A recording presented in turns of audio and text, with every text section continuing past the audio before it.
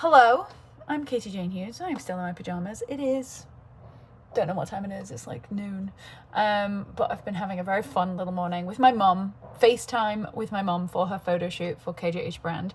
She's going to be in the campaign. I'm very excited. But I wanted to do a quick video on blush placement. This is a topic that I don't really love to talk about purely because I don't honestly believe in rules when it comes to makeup. I think like if a placement makes you happy, then do it. I'm a fan personally, for me, as an apple of the cheek, a little bit up into the hairline. That said, if I'm going for a little bit of like an 80s vibe, I might go a little bit more into the temples. There's no rule. And I think it's a, you know, if you like the way it looks on your face, then that is all that matters, truly. Yes, you can listen to what suits certain face shapes better. However, I like to just wear it where I want to wear it. I personally lean more towards colors and color choices on people than I would placement on people, because I think placement can really change what the makeup look is. Like if it's up here, it's 80s. If it's down here, it's very fresh and youthful. If it's here, it's a little bit contoured if you want it to be.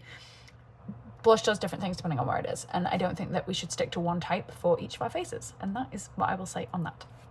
That said, I'm going to start with just like a little bit of a beige just to build and sort of gradually add things. And I think sort of my typical blush placement for just a youthful, fresh look is going to be a color like this for me. So if you're deeper in complexion, you would go for a deeper shade.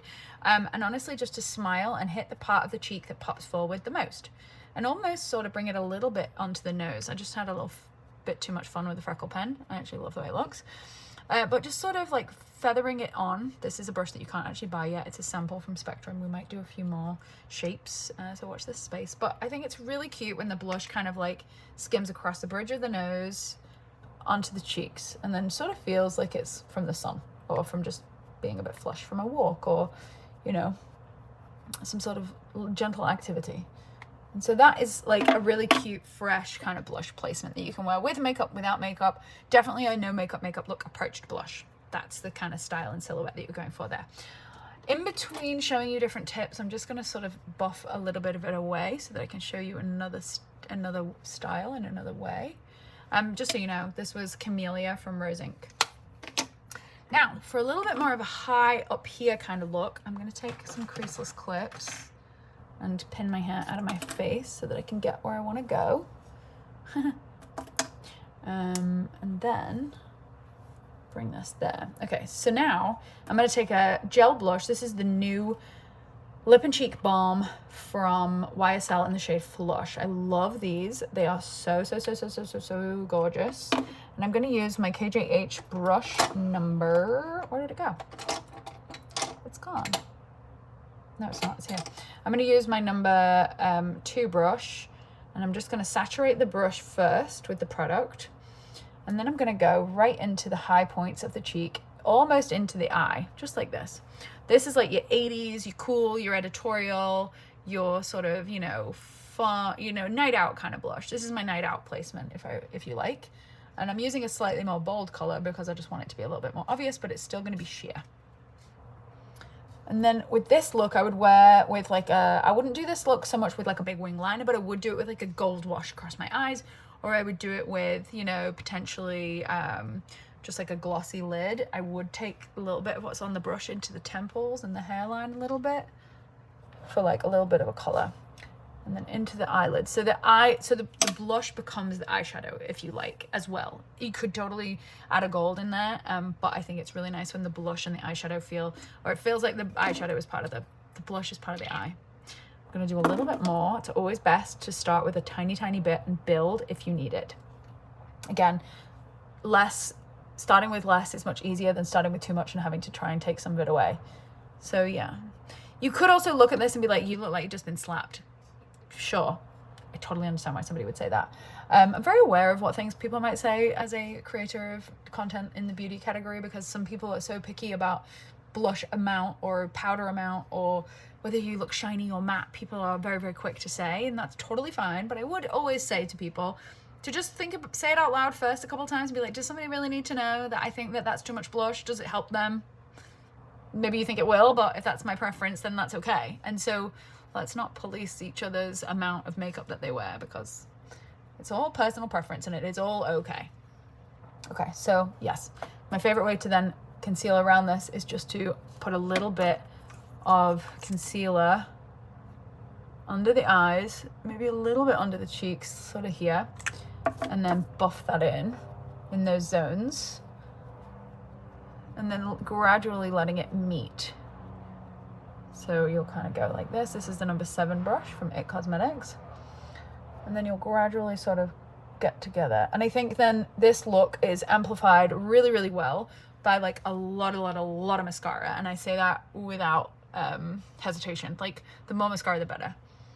Because you want it to be like a Studio 54 kind of disco vibe. Even do lashes if you feel like it. But yeah, just speckling and like pattering a little concealer into the mix will help have more of a distinguished look and have it feel less like you've just got this. And then also with the lip, like when you start adding in elements of other things and so on and so forth, it looks even more like it's supposed to be there. When you start to add that little bit of lip liner, really leveled up the blush in a second. That was Endless Cacao, obviously. What else? Hannah, do you have any blush questions? Hannah's on the spot. Hannah's gonna think about it for a second. I was seeing on TikTok some people using blush as contour. What are your thoughts on that? My thoughts on using blush on contour is it works as if it's in a neutral family, in my opinion. I think if it's like a brownie beige or like a bronze, like a peach, I think it can look really good. I think it can, like, you know, if you, I'll show you. Let's try it. Let's see. I'm gonna just neutralize a lot of this and then we go for it, because I think it would be nice to see if I even like how that looks. Let's try it with, I'm gonna try it with Daylily from Rose Inc. And I'm gonna use the same brush that I used earlier, and I'm just gonna sort of put it there. I don't mind it. I think it's very, very subtle. I think it does do a little bit of a something because it is a darker color than my complexion, even though it has sort of, it's a different color to my complexion. I actually really like that. I think it's really nice. Now I'm just gonna just test the theory and try it with a little bit of something brighter because I just wanna know. So I'm just gonna go for the Tower 28 pink. This is the Dream Hour Beach Please, the Barbie shade, essentially.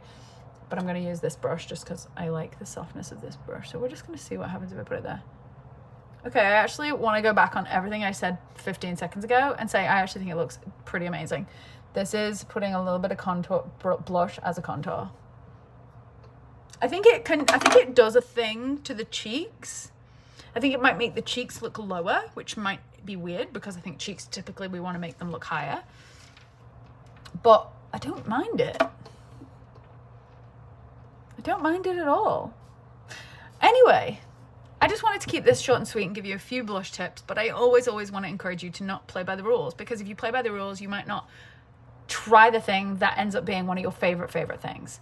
I don't know my nail polish color for anybody that's going to ask in the comments. I mean, I do know, but I don't know the brand. The color is called Bearberry and it's a gel from my nail shop in Brooklyn, Regina's. She's the best. Anyway, if you have any questions, pop them below. If you have any ways or blush shades of blush that you think I should try, or if you have any blush hacks that you think I should also try, I would love to know. Thanks for watching. If you haven't yet subscribed, please do. Love you all. Bye.